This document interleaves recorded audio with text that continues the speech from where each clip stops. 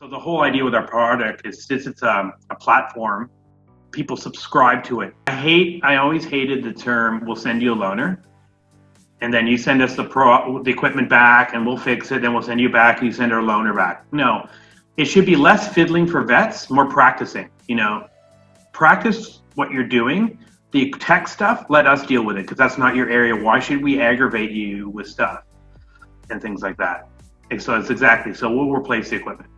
We've had monitoring technology in human health for 10 years, 15 years, and there isn't a reason why we can't do the same. That's what I want to do, is why animals shouldn't have the same thing, but not human medical equipment just geared for vets, actually built veterinary specific equipment that's built to be worn on animals that is not designed for humans, that just happens to be fit. Smaller practices who don't have the budget are buying secondhand equipment because the reality is that's their options. So that's the other thing that we want to do with our package in our platform as a monthly license and a utilization fee.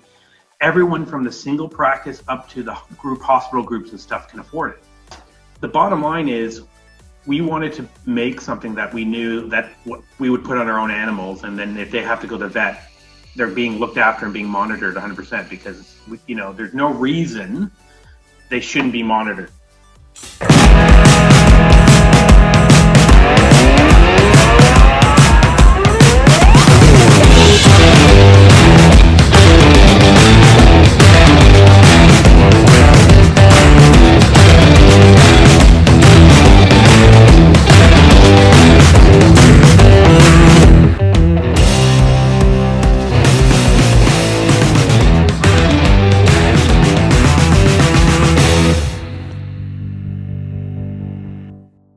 Yeah, and so a couple things here. First, why don't we talk about this licensing thing and this monthly payment? So what would so I'm a 2.5, 3 doctor practice. I do 2 surgeries, 3 surgeries a day. So what sort of package deal would you put together for me, let's say? Well, see, the minimum package, so it's an interesting packaging. The minimum package you do per month, say $200, $200 US a month, would get you to be able to monitor 10 animals simultaneously.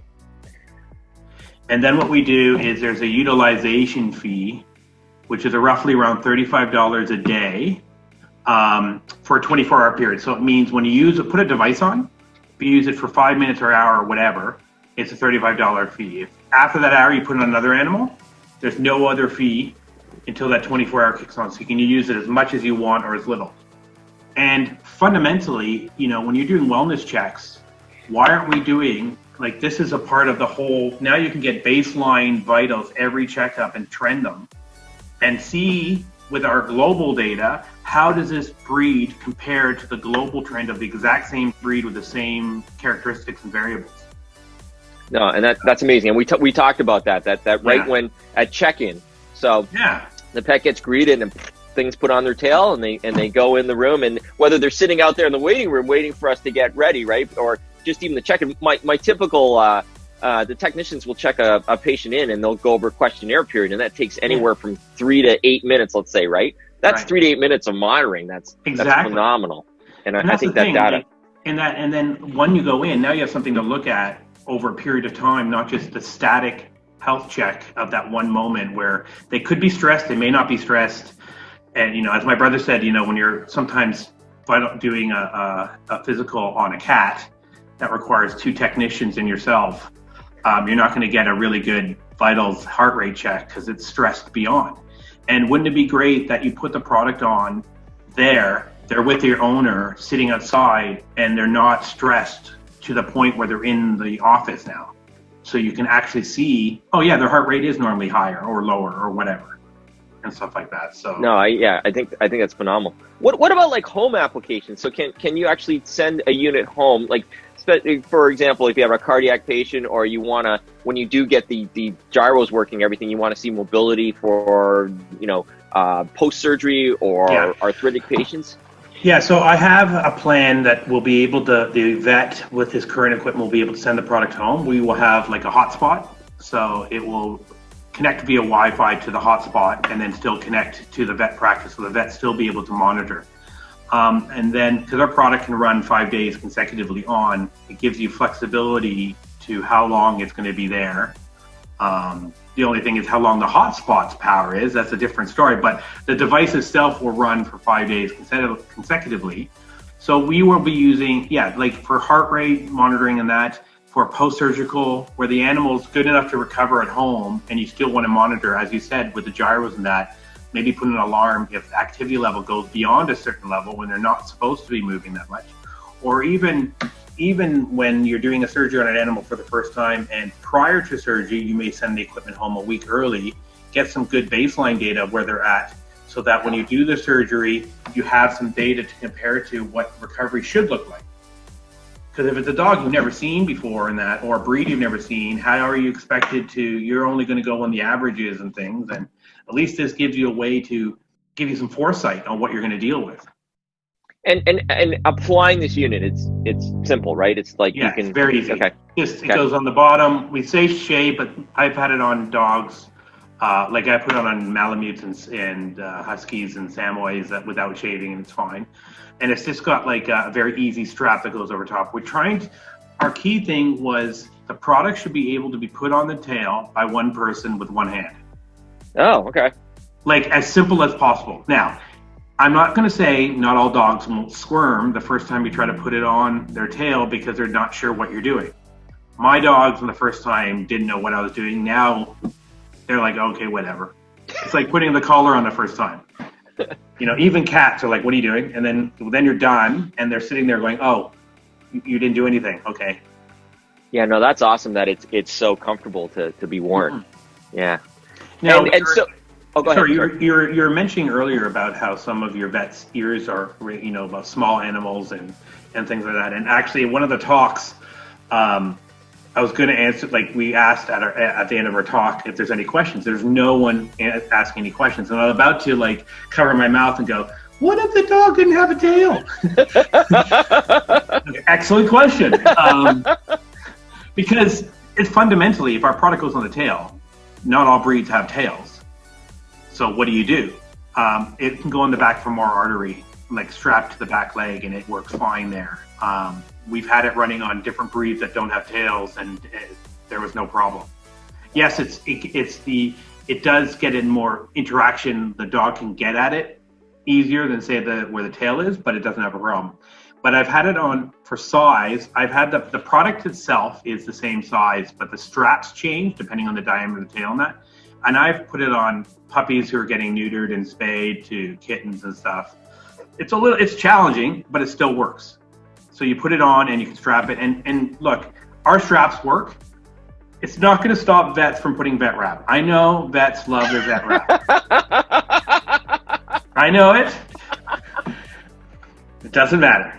And the other question is sterilization. It's IP67 rated. It can be cleaned and sterilized and using your cold sterilization techniques. I must say, do not put it into an autoclave. It's not designed for, but it can be cold sterilized. It can be used, isopropyl or whatever you use for your cold sterilization things. Because it's completely sealed, the product, so it's wireless charging. So there's no egress points for water or anything like that. That's the other thing is, although the material will not support growth, but I didn't want there to be any USB ports or anything where something gets trapped and there could be some mechanism for growth in that. I just wanted to eliminate the possibility of that because it's going to be used in medical.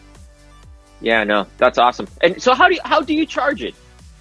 So it's a wireless charger. It's a pad we've created. So each pair, collar and tail, has its own pad, and it's got a slot. The tail piece we made it really simple because it's wireless charging, like your phone. When you take your phone and you put it on one of those discs, sometimes you put it on, it doesn't. You have to fiddle it around just to see. We've taken that out of the way so that the tail piece fits automatically in where you have to charge. So does the collar, so you don't have to figure out, am I in the right circle? Am I not in the right circle? And our immediate plan is that they would be magnetic, meaning one of the biggest things vets also have is poor real estate in their desk area and stuff like that. Yeah. So we're looking at being able to mount these chargers on the wall, so then you can just click them like magnetic on the wall and they're charging, so it's out of your way. And so it's a clean space, so you can get to your equipment, you know what you have, you know what they're charged. And the other thing is our devices talk to our platform, so when you log in, it tells you the estimated time of your devices, how much time's left before they need charging, so that you know if you have a routine. Well, yeah, because I said to my brother when I first was putting on, I gave you percentages. And I knew his questions, like, what the hell does that mean? 70% is how long? Like, 5 days, do I have to now, 70% of 5 days is 3 points? No, like, no, we just do an estimate. We do an estimate of days and make it easy for everyone to do what they have to do. Take away the guessing and the fiddling and let you practice more.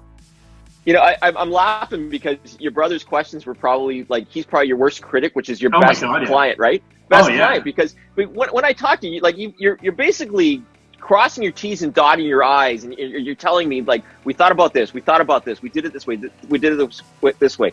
So kudos to your brother. Oh yeah, like in the early days with my early prototypes, he's like, Jeremy, this product sucks. I'm like, dude, we're measuring vital signs. He goes, yeah, but I can't leave it alone with the dog. I'm like, dude, it's a prototype. This is not the finished design. I'm working on the tech part. We're checking out the tech works, and then we'll finish the design. Oh, okay, then that's okay. So it's fine. Like, or even the software, when I was going through the software, he goes, I'm never going to use that. And I'm like, that's fine. But I know about 8 other vets who will. So we'll just hide it, and other people can use it and keep it clean for you and stuff. It's just, I know how he operates, and even one of his partner operates slightly different. So it's keeping the flexibility for as clean as possible, less clicking, and just more practicing, and then the software just works on that. And as you mentioned before, it works off Wi-Fi in a web base, so that you can use your phone, you can use your tablets. We provide tablets and also like a wall-mounted monitor. So if you wanted to do multi-screen, like multi-patient view, and you don't have the capacity or you wanted to monitor more, we can provide those kind of things so that it fits into your package. And it's a little bit extra onto the package, but it's all manageable. No, that's awesome. Because we wanted to make it so that practices don't have to use our equipment. That's the other thing. Like, you know, when people sell you a package, here's all the hardware. We're not trying to be a hardware company. Right. We're trying to be device independent. But the reality is there is some specifics to the hardware. And even if you do the specs, sometimes there's things on it that just react differently. So we'll provide some of the equipment, then I know everything works. And it works within your environment, even to the point where we're at a router. Not every practice has the most robust wireless network or network structure. They bought what works for them, and which is fine. But what I've done is get a router that connects into the backbone. It provides a wireless network for our equipment. Still means your equipment can talk to it, but it's isolated. So our traffic doesn't impact the traffic that you're doing stuff. Plus, if your internet goes down, our router has built-in SIM cards that connect to the mobile network, which means the practice will then still upload to the cloud. So we're trying to just build some robustness in so that you're practicing medicine here. So let's try to keep the critical systems up that you need to do. Yeah, that's awesome. Does it play well with mesh networks and everything like that? Because I'm thinking of going mesh at my practice. I haven't tested in mesh networks, but the reality is I don't see why it couldn't. As I said, as I mentioned to you earlier, not here, but we've built in for future development for 5G compatible networks. It's one of those things where when we get into mesh networks, we'll test. We'll work with the client however they want to run their networks.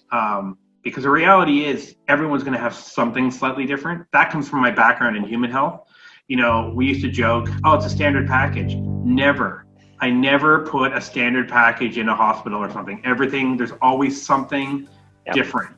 So we'll work with clients on how to do that and what their needs are and stuff. Plus, as I said, we're also integrating the practice management system so that the true source of data is your practice management system. It links right into our software, so you don't have to double entry anything like that. But if you don't have a practice management system, or you don't have a practice management system that's currently linked with ours, you can still manually. We won't limit. You can still work with our system, and we're trying to work with every practice management system, but there are so many.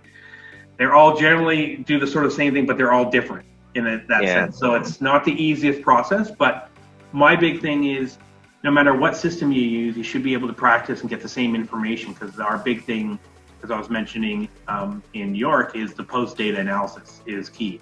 So we want to make sure the data is correct. We want to compare heart rate to heart rate, not heart rate to arrhythmia, or as I used to say, apples to apples, not apples to fruit. Right. It's sort of the same thing, but they're not the same thing. So Right. when you're doing data, that's a big difference, and will skew results and stuff. So we want to make sure we're comparing everything properly.